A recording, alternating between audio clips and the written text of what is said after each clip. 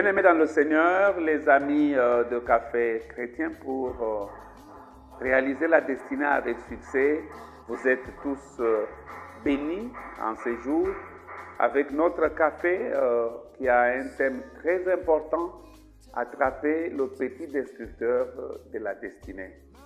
S'il y a une chose que le diable vise, c'est ta destinée. Pourquoi? Parce qu'il connaît qu'avec ta destinée, tu peux les détruire.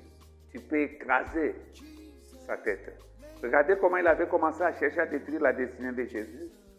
Dès que l'enfant était né, il y a un roi qui s'est levé et qui a voulu assez conduire tous les jeunes gens de 0 à 2 ans. Pourquoi? Parce qu'il se disait, une fois que Jésus tué, parmi ces enfants-là, sa destinée sera OK. Alors voilà pourquoi je ne peux que te rappeler, ne pense pas que le diable t'a laissé tranquille. Si peut-être tu es dans une pauvreté, c'est parce qu'il veut que ta destinée soit détruite. Tu peux avoir l'argent et il te met la folie.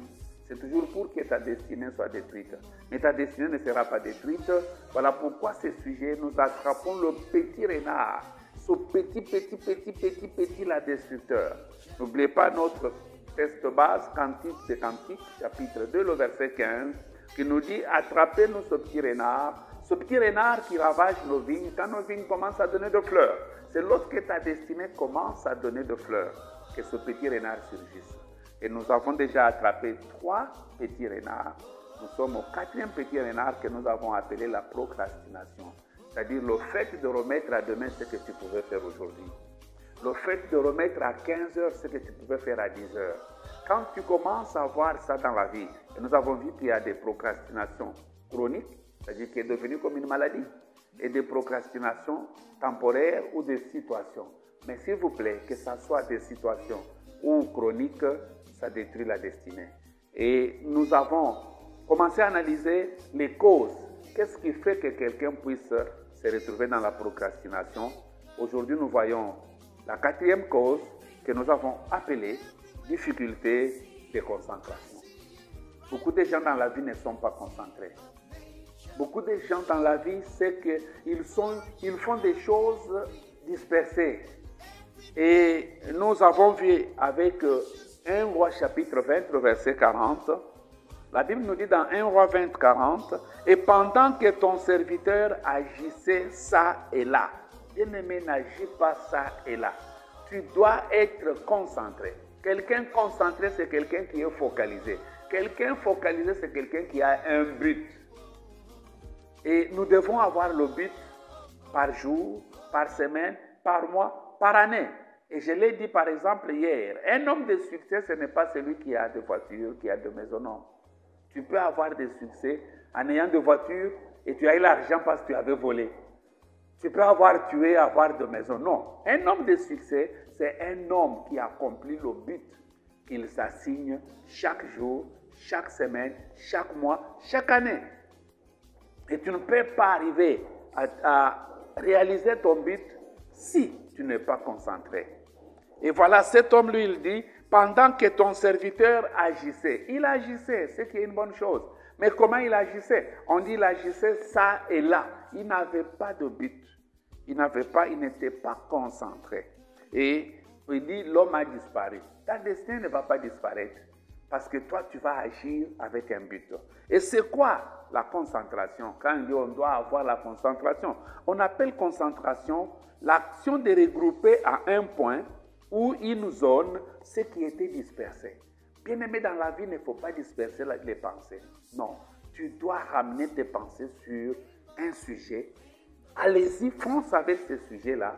Et dès que tu as du succès, dès que tu réussis à ça, tu dois encore avoir un autre sujet pour lequel tu dois encore concentrer ta pensée là-dessus. C'est quoi la concentration? C'est l'action de faire porter la pensée sur une idée ou une action précise de façon spontanée ou moyennant un effort particulier.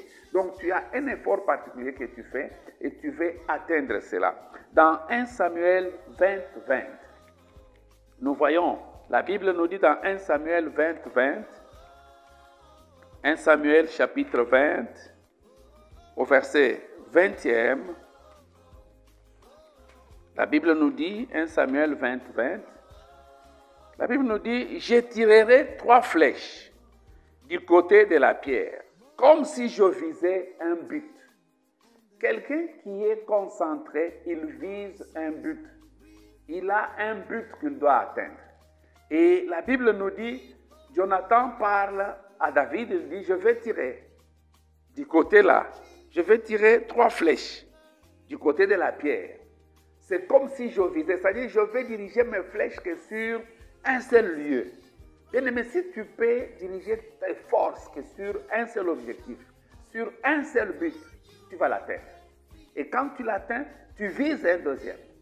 Il y a quelqu'un qui peut se fixer 10 buts par année. Bon, ce qui est bien, c'est qu'il faut les atteindre. Mais quelqu'un qui a fixé un but par année et qui l'a atteint, cet homme, il va aller loin. Voilà pourquoi quelqu'un qui a un but, il n'est pas distrait. La distraction est loin de toute personne qui est concentrée. Dans Philippiens 3, le verset 14, commençons par le verset 13e, l'apôtre Paul dit, frère, je ne pense pas l'avoir saisi. Bien-aimé, tu n'as pas encore saisi tout ce qui amène la couleur à ta destinée. Mais quand tu es concentré et focalisé, tu vas saisir cela. Il dit, je ne pense pas l'avoir saisi et je fais une chose. Il ne fait pas 3. Il dit, je fais une chose, frère, je ne pense pas l'avoir saisi, mais je fais une chose, oubliant ce qui est en arrière et me portant vers ce qui est en avant. Vous savez, beaucoup de gens sont retenus dans leur passé. Et laisse-moi te dire, si tu veux passer, reste attaché à ton passé, tu vas passer avec ton passé. À chaque fois que tu restes attaché au passé, tu vas passer avec ce passé-là. L'apôtre Paul dit, non, j'oublie ce qui est en arrière, je ne suis pas distrait par mes succès d'hier. Le succès que j'ai eu hier reste maintenant la fondation pour bâtir d'autres succès aujourd'hui. Mais qu'est-ce qu'il fait, le verset 14e? Il dit, je cours vers le but. Quelqu'un qui a un but, quelqu'un qui est concentré, court. Lorsque David a vu Goliath, il avait le but de la royauté, il courut vers Goliath. Mais celui-là qui n'était pas concentré, il est reculé. Toi, tu ne vas pas reculer parce que ta destinée va t'amener quelque chose de bien. Que le Seigneur vous bénisse. À demain sur le même réseau. Et surtout, bien aimé, n'oubliez pas de vous abonner et d'appuyer sur la clochette quand tu es connecté, afin que nous sachions que tu es connecté. Soyez bénis. À demain.